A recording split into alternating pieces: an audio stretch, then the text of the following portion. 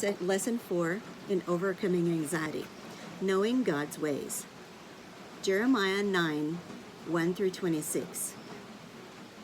The key point: peace comes when we live in harmony with God-created rhythms of life.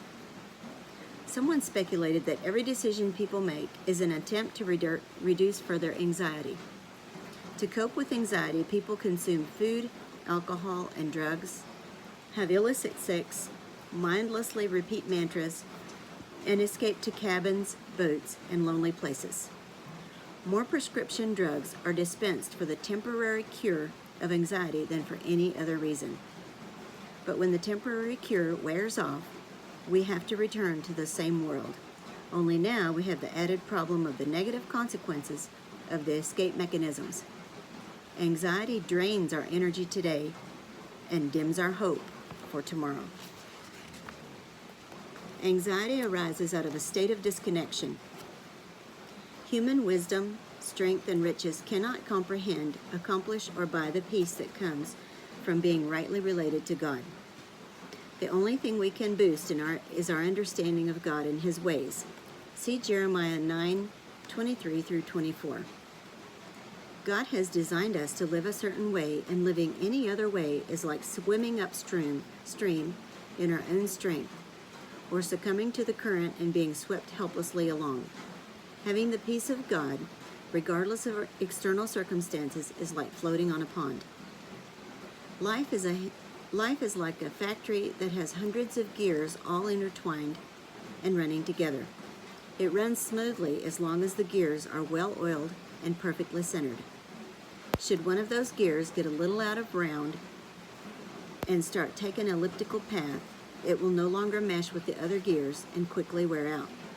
The out-of-place gear does not only damage itself, but causes friction with those gears closely connected to it. In the same way, we have to stay closely connected to God and our fellow believers if we are to become the people God wants us to be. However, we can't work together as a harmonious whole unless we are Christ-centered and submissive to His ways. We need to discover the God-created harmony and rhythms of life. He is the master musician, and we are His orchestra. When we are filled with His Spirit, we will sing and make melody in our hearts to the Lord. Ephesians 5:19. Ephesians 5:19. If each of us follows the director and plays our own part, the music will be a glorious expression of His glory. But if our timing is off, or we play a different tune, we create an awful noise. To go to the grave with our music still with us would be the greatest tragedy of all. In the time of Jeremiah, the Israelites were not living in harmony with God. Jeremiah was disgusted with these unfaithful people and wanted to get away from them. Jeremiah 9:2. They were self-centered and had not followed God's ways. Verses 13 through 14. Their attempt to correct their own problems was at best superficial. They dressed the wounds of my people as though they were not serious. Peace, peace, they say when there is no peace. Jeremiah 8:11. God never gives a bandage answer to cancerous problems. He said to the people, "Let not the wise boast of their wisdom, or the strong boast of their strength, or the rich man boast of their riches, but let the one who boasts, boast in the Lord." But let the one who boasts boast about this, that they have the understanding to know me, that I am the Lord who exercises kindness, justice, and righteousness on earth. For in these I delight.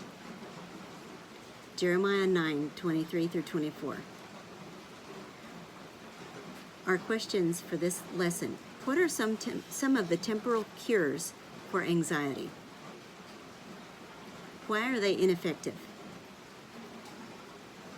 Why do we need to be Christ-centered if we want to be anxious-free? Why does world peace keep eluding us? To what or whom have you turned when feeling anxious?